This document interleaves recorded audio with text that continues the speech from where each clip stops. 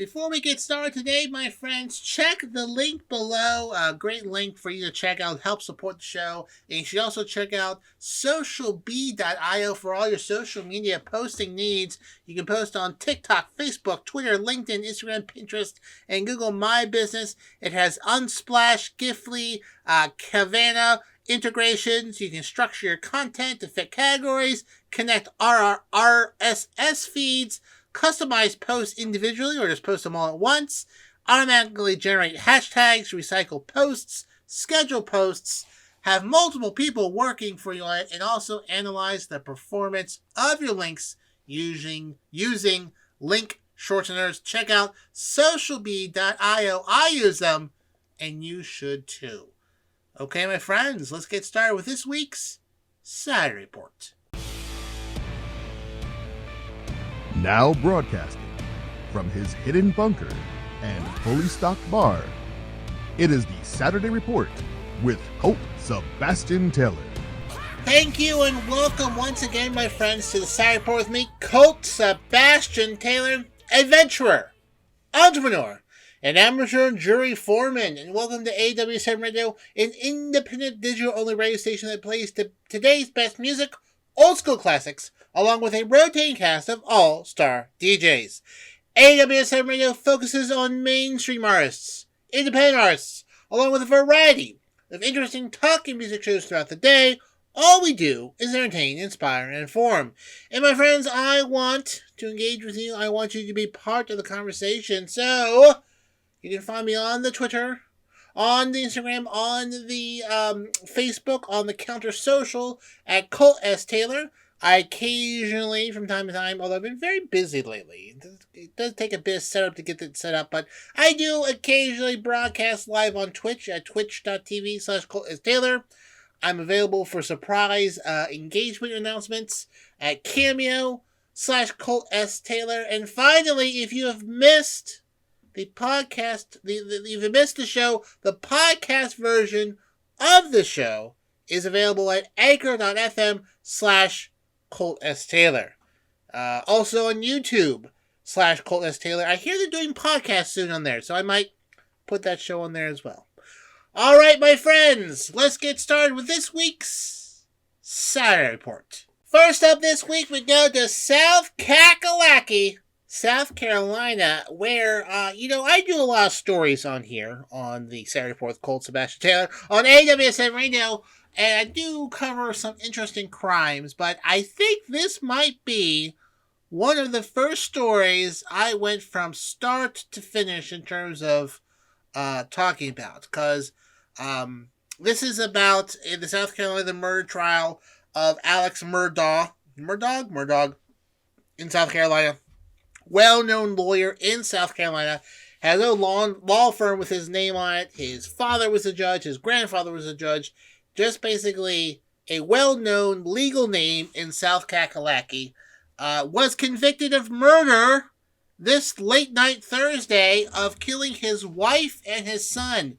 Took the jury less than 3 hours to say, yeah, that guy did it, to find him guilty. And legal experts were saying that, the jury might have a hard time convicting him because, they were missing some key evidence. They didn't have a murder weapon, I don't think. I wasn't following that closely. But legal experts said, this could be hard for the jury to come to a verdict. Well, apparently not. 3 hours later, they came back and found him guilty. Now, going way back, let me check with my secretary about how far back the Colt Sebastian Taylor archives go here in my secret underground bunker, and I don't have one. So I'm not quite sure where exactly I talked about, but I remember distinctly talking about this lawyer who avoided an assassination attempt only months after his wife and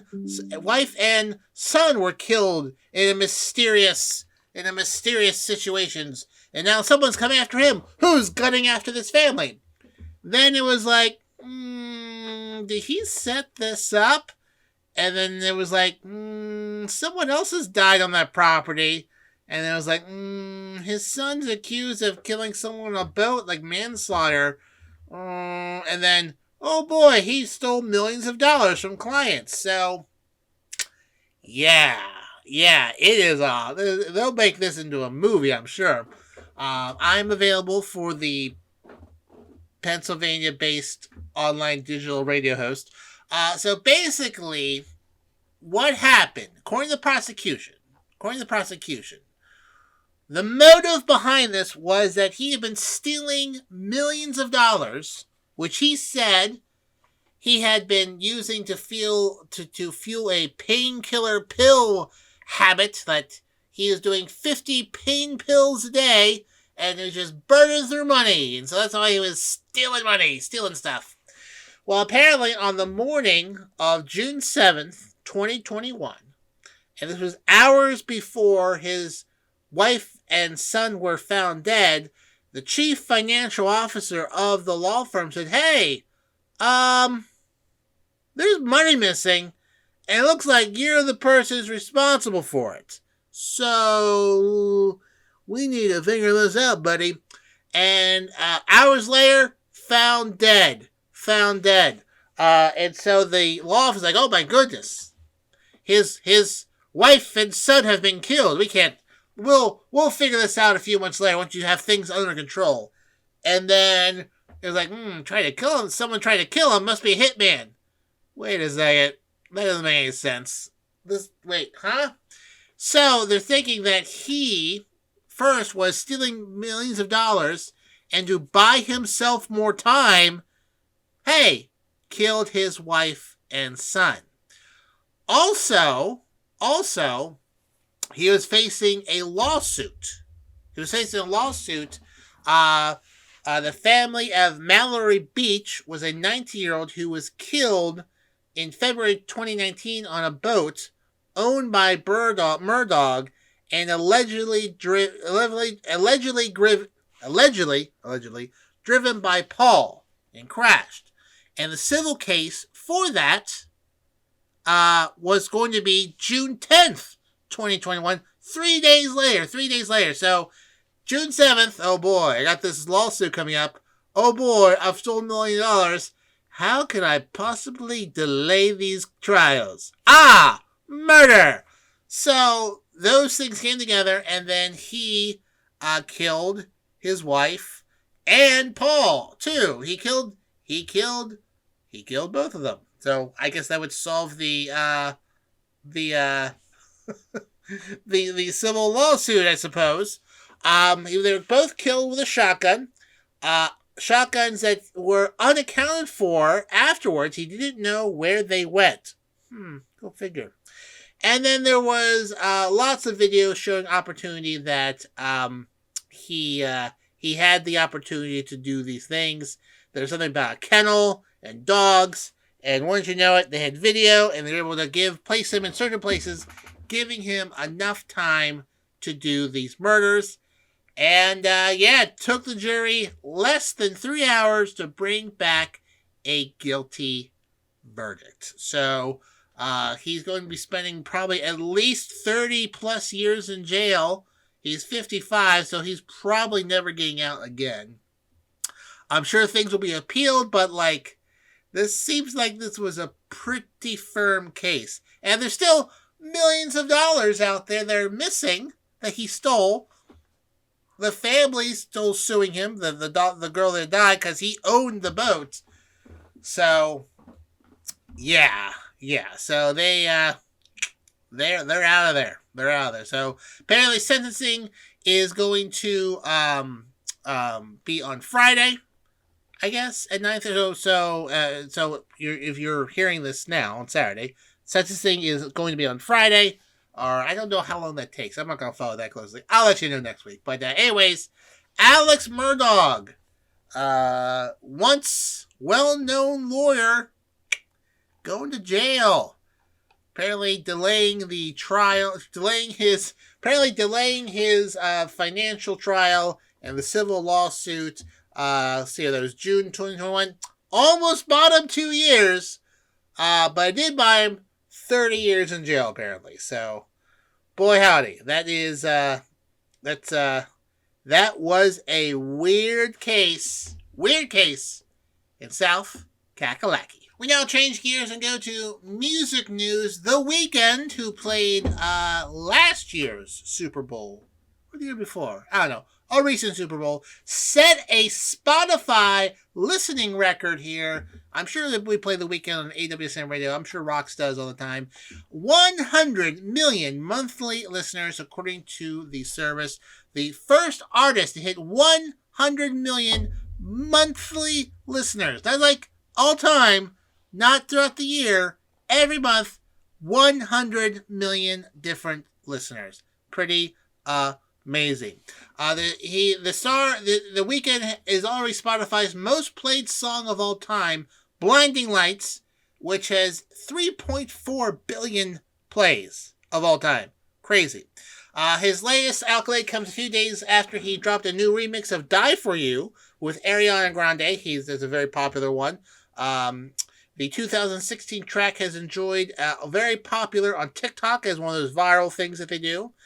It was a minor hit when it was released, reaching 74 on the charts, then re-entered the top 40 last week, and is set to be a high climber this Friday due to his popularity and also popularity on the TikTok, which, side note, could be banned in the United States here in the next few months. The Republican-controlled Congress, the best way to fight inflation, crime, gun violence, a growing China, a dangerous Russia, is to ban TikTok because I guess China owns TikTok. I don't know how that works. But anyways, enjoy it when you can. Anyways, just for you know, The Weeknd is, his real name is Abel Tesfaye. He was born in Toronto to Ethiopian immigrants. Uploaded his first song to YouTube in 2010. So less than 15 years ago, showcasing dark, explicit strand of R&B that delved into drug use, casual sex, and alienation. He has more than 45 platinum albums and singles. In terms of that, his popularity blew up after Canadian rapper Drake posted one of those early demos on his personal blog, allowing him to produce a 9-song mixtape, House of Balloons, which he released as a free download. That's right. And he is duetted with Ariana Grande. He's done a Michael Jackson-inspired disco funk smash, "I Can Feel My Face." He collaborated with Daft Punk in the song Starboy. So, pretty impressive. Just so you may be wondering, who are the top 10 all-time played artists? Well, according to the BBC, these are millions of monthly listeners. The Weeknd has 100 million. Miley Cyrus, 82. Taylor Swift, 80. Rihanna, 79. Shakira, 77. Ed Sheeran, another 77. Shakira just a smidge more. Sam Smith, 73. Dave Guetta, 71. SZA, 69. And Drake, 68 million listeners per month. Pretty incredible. You can see him next. He's releasing his concert film, The Weeknd, live at SoFi Stadium, shot during his American leg of his ongoing After Hours Till Dawn tour.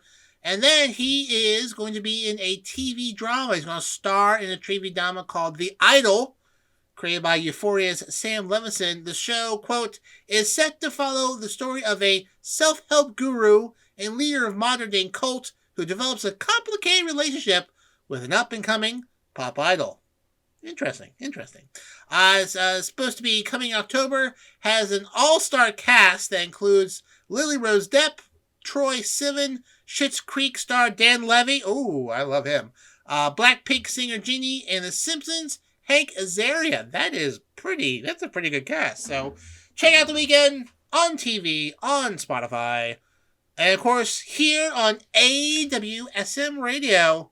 Very popular, very talented musician. We now go to sports, where women's hockey forward, a very decorated athlete named Brianna Decker, announced her retirement after a highly decorated career which included a 3 appearances in the Winter Olympics and established herself as one of the game's best female players.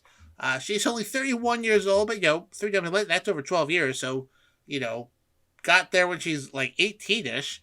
The math checks out. As a gold medalist and a 6-time world champion, was a regular presence on the U.S. team, earned a reputation as a tenacious forward and a reliable playmaker. She was twice the National Women's Hockey League Most Valuable Player with the Boston Pride and helped win the league's inaugural Isabel Cup in 2015/16. In her final game of the career, she left in pain after she broke her leg 10 minutes into the opening game at the Beijing Olympics after colliding with an opponent behind the net. So, ouch. So she is, there's a picture, I think the one silver on that one.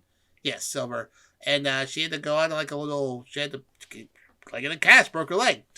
She's now a girls prep associate head coach and special advisor to Shattuck St. Mary's hockey program, and said being a member of the national team was an honor of a lifetime.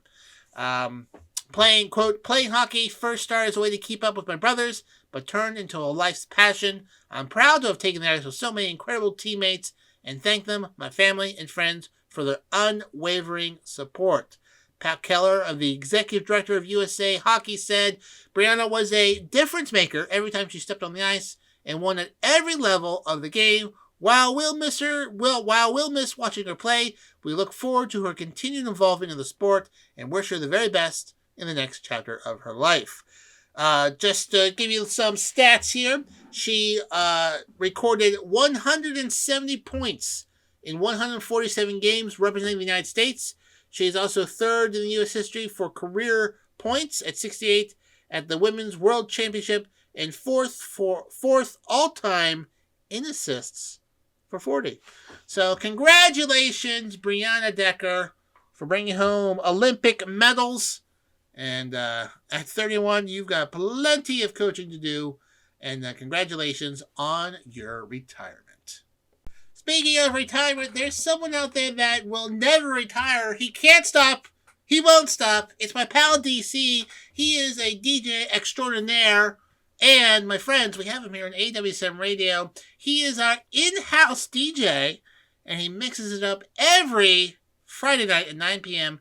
and as well as Sundays at 10 p.m. with his show DC Live in Effect. You don't want to miss out while he smashes it on the ones and twos, kicking the beats from god-awful South Florida every week. And then on Saturdays, it's DC House Party Saturdays, bringing his DJing stuff, freestyling DJing to the max. House Party Saturdays gives you the Miami vibe without actually having been down there. From the top clubs to the bars, DC will bring the party to you Saturdays at 10 p.m. So just to review, DC Live in Effect, Fridays at 9. DC House Party Saturdays at 10. And then DC Live in Effect again, Sunday nights, 10 p.m.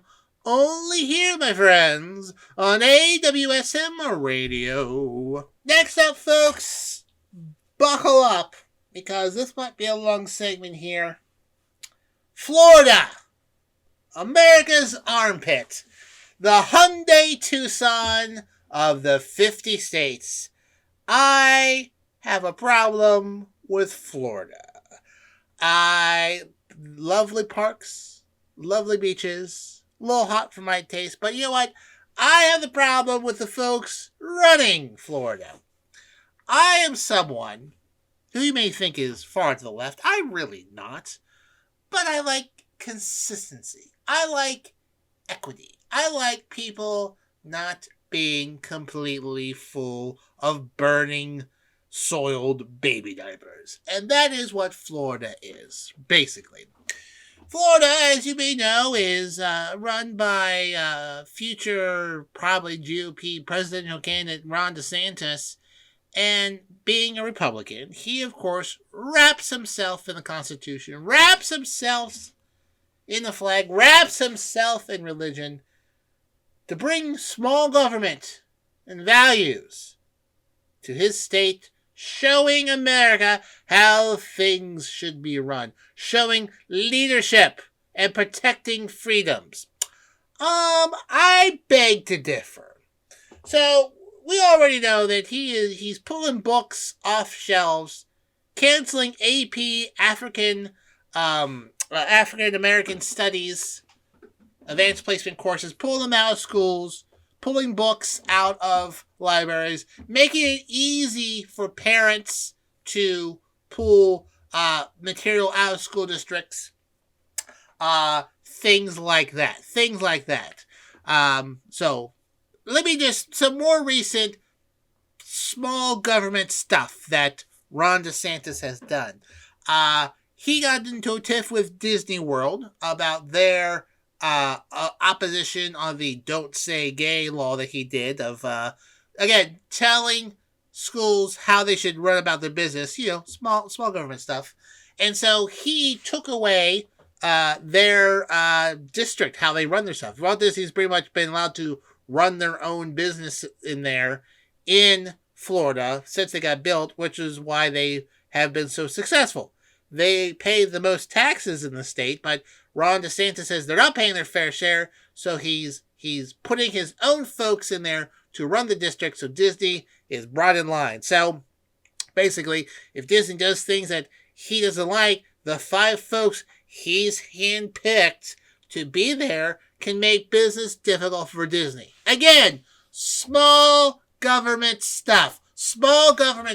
Nothing says small government like putting your own cronies in to make sure a business falls in line. Big, small government stuff. They do this with any of the other similarly organized counties that have this special status in Florida where they can tax themselves and spend that money. There's nowhere else. Only Florida. That's right, only Florida. And when he signed the bill, he doesn't tell people when he signs bills. He gives people like 2 hours notice. So press have a hard time getting to wherever the hell he is in Florida to sign the bill, and found firefighters there to stand behind him for saying they weren't being paid enough by Disney. And so he's doing it for the firefighters. But you know what, my friends? It's not just Ron DeSantis in Florida. There's just one guy, and folks are like, ugh, this guy. I would say, okay, you know what, this is one guy that other folks are having a hard time reeling in and whatnot. But you know what? It's the entire state, my friends. It's the entire state. I'm going to tell you 3 stories here, and these are true things, true bills that are being proposed by the GOP legislature in Florida. Again, the party of Ronald Reagan, the party of small government, the party of liberty. These are some bills that they're doing. First up is a bill to re-examine defamation laws, whereas if you call someone basically a transphobe, someone who hates trans people, if you call them a transphobe online, and they can sue you for $35,000, and you have to prove they're actually discriminating against you. And if you can't prove it, they can collect $35,000 from you. If they live in Florida, they have access to Florida courts. So if some slack-jawed, room temperature IQ, slack-jawed yokel is dead-naming various trans actors online, I say, hey man, you're kind of a transphobe D-bag. He says, no, I'm not. I just don't like their acting. That person, theoretically, could sue me for $35,000. Gosh, what a defender of free speech that is. That's right. Making it easier to take people to court. To defend their free speech, he wants to suppress speech that he doesn't like. That's right. They don't like. So, freedom of speech, terms and conditions may apply. Also, moving along, This is Senate Bill 1316 by Florida State Senator Jason Border, saying that bloggers who write about Ron DeSantis, the Attorney General, or other members of the Florida State Executive or Legislature must register with the state. Yes, they must register with the state about them writing stories about it.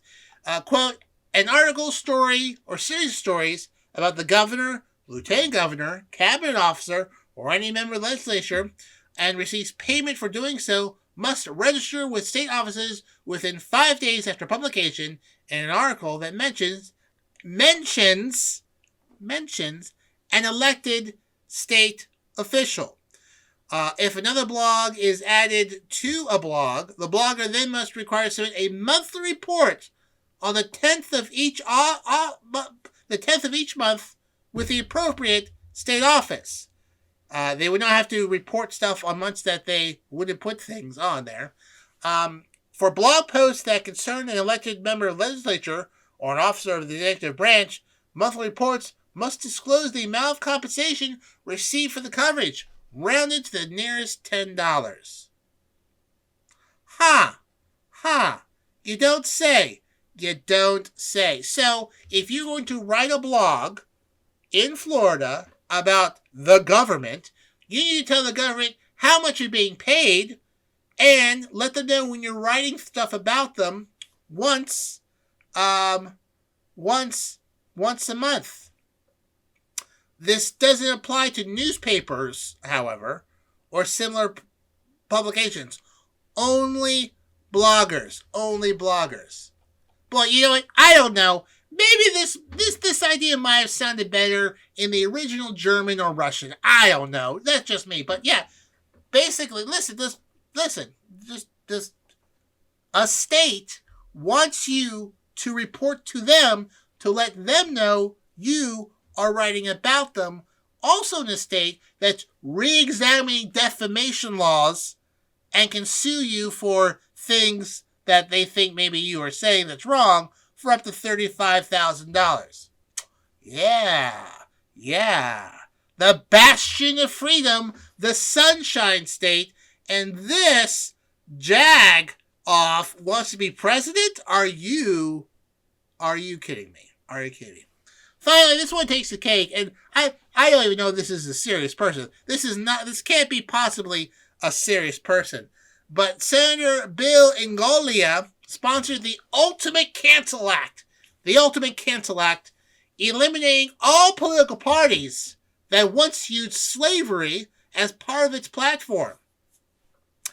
So, for those that you would like to say, for your historical knowledge, the Democratic Party in 1840, 44, 56, 60, 64 had pro-slavery positions. So under this bill, then the party would be eliminated and all Democrats would then be independents. According to this blowhard, he says, for years now, I just assume he sounds like Yosemite Sam. For years now, leftist activists have been trying to cancel people and companies for things they have said or done in the past.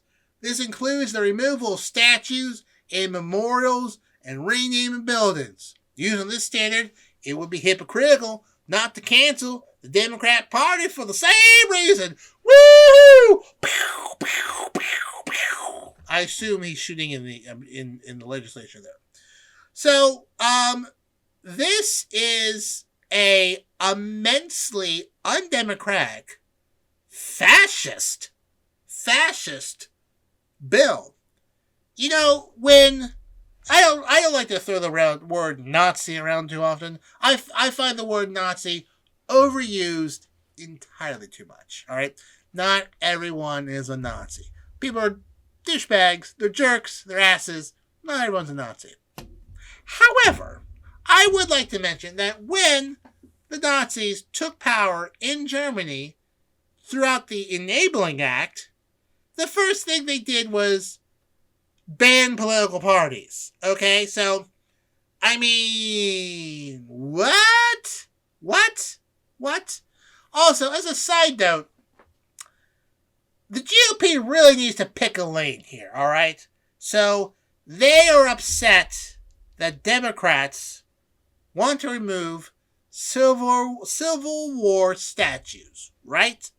Statues on public property celebrating the folks defending slavery. They want to do that.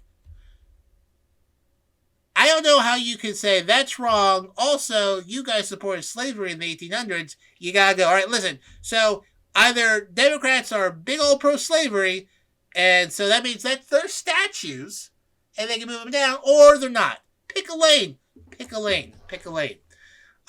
So according to the Florida Democratic Party, released a statement, said, presenting a bill that would defranchise 5 million voters is both unconstitutional and unserious. Under Ron DeSantis, Senator Angolia is using his office to push bills that are nothing more than publicity stunts instead of focusing on issues that matter most of Florida, such as reforming property insurance, blah, blah, blah, blah, blah, blah. All right, so just to sum up, Florida, with its GOP supermajority, is showing exactly everyone how much they actually care about freedom and democracy and voting and things like that. Speaking of voting, also, if you're a felon in Florida, you're not allowed to vote. You can get that right back by going to a committee and asking, and they kind of maybe do, maybe don't. There's no process, just the way the wind blows. Surprise, surprise, most don't get them back, and surprise, surprise, most of them are not GOP voters.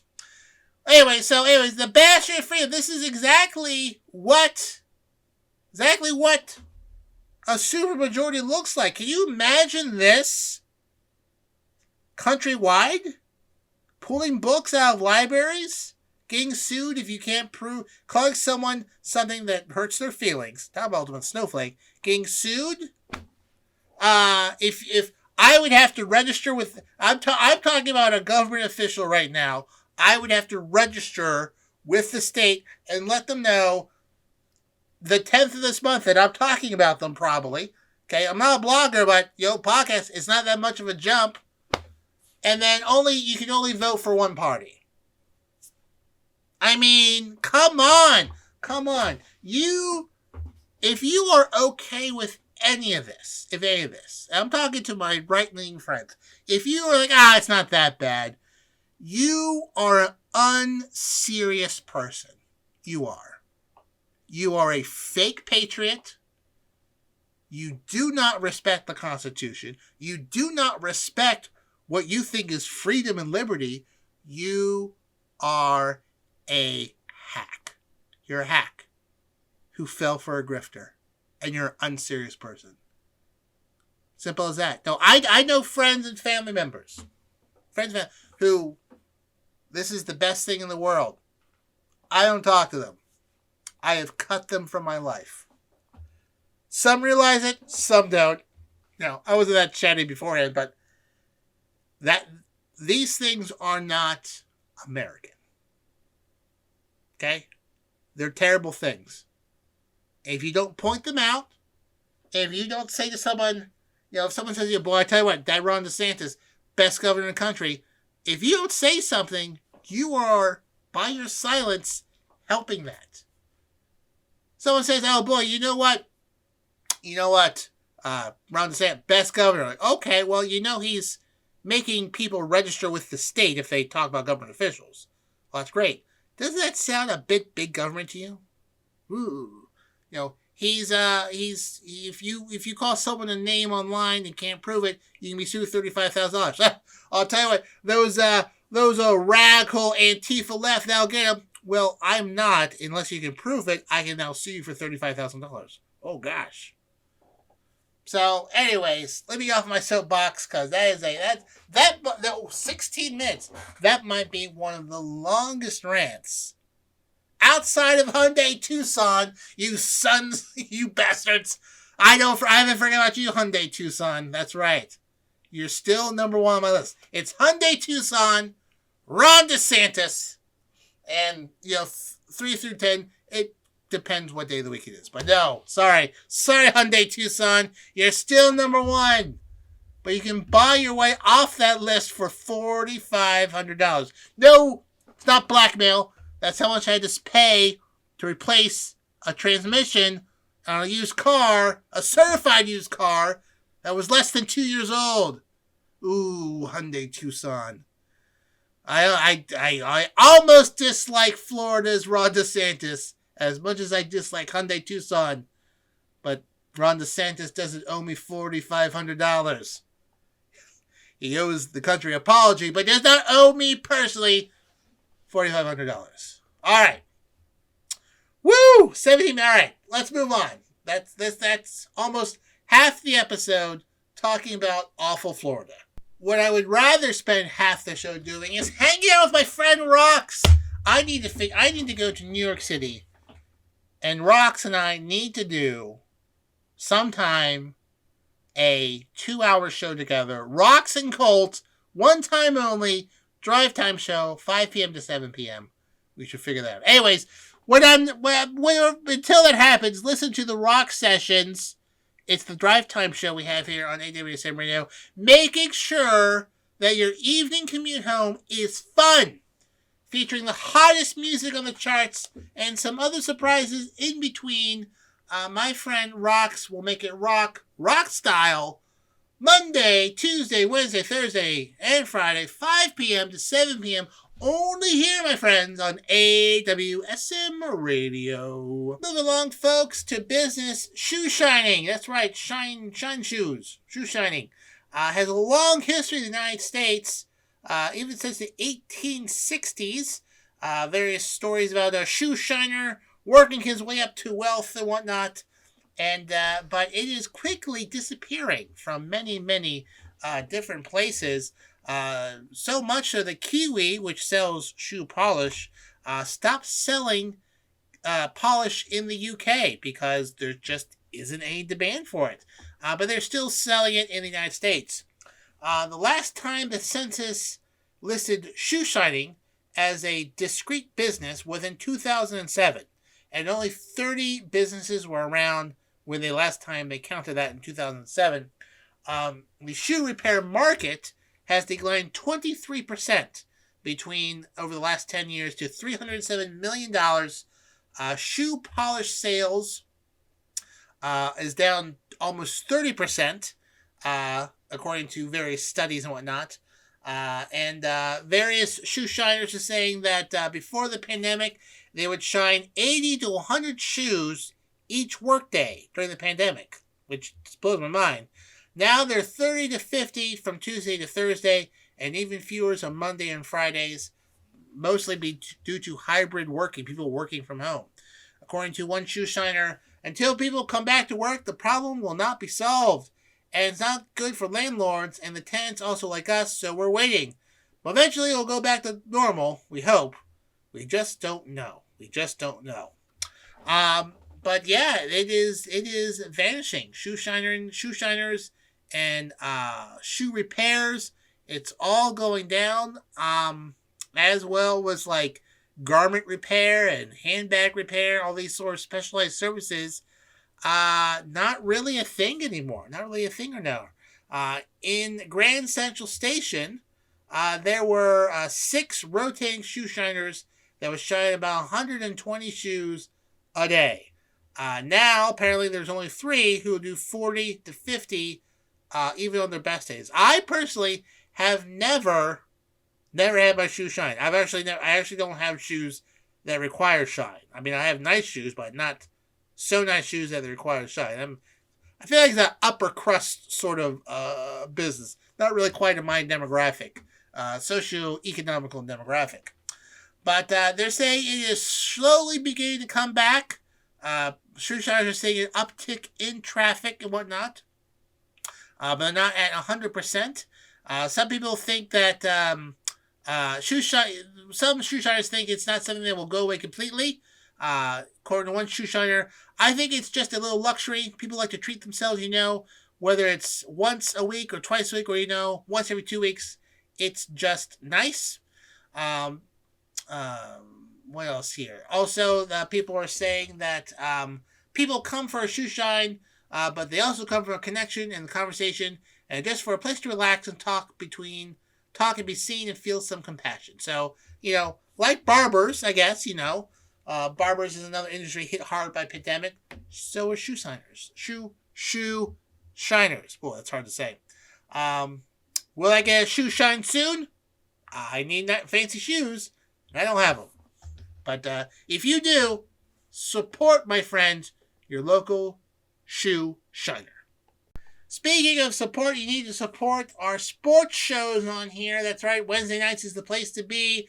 9 p.m. to the Rack with Mac. Your go-to thing for all things basketball. Join NBA expert Mac Daddy as he brings you a full hour of high-flying hoops expertise for all things NBA. Tune into To the Rack with Mac, Wednesdays at 9 p.m. Then at 10 p.m. it's What's Going On. It's our Fox Sports affiliate show with over 150 combined years of host experience and knowledge. Hosted by Nate Brown and his crew, they've been a staple of Western New York sports for the past 2 decades. Now they're national. We got them here Wednesdays at 10 p.m. So, Wednesdays at 9, To the Rack with Mac. Wednesdays at 10, What's Going On? Only here, my friends, on AWSM Radio. And that, my friend, just about wraps up this week's Saturday Report with me, Colt Sebastian Taylor. Thank you for joining me here today. Remember, you can find me on the Twitter, on the Instagram, on the Facebook, on the Cameo, twitch.tv at Colt S. Taylor. You can catch the podcast version of the show at anchor.fm/Colt S. Taylor. Also on YouTube, again at Colt S. Taylor. And of course, for all things me, the handsome one, Colt Sebastian Taylor, visit www.coltsebastiantaylor.com. As you can hear on the background, my dog tells me my time is up. She's actually my producer here, Willow. She gives me all my stories, but she says I need to go, so I gotta go. So, my friends, until next week, I am, of course, your friend, the one, the only, Colt Sebastian Taylor, and I'll see you later. And once again, thank you for joining us here on the podcast version of the Saturday Report with me, Colt Sebastian Taylor. Check out the links below, including socialbeat.io. Help support the show, and we'll see you next week on the podcast of the Saturday Report with me, Colt Sebastian Taylor, here on AWSM Radio.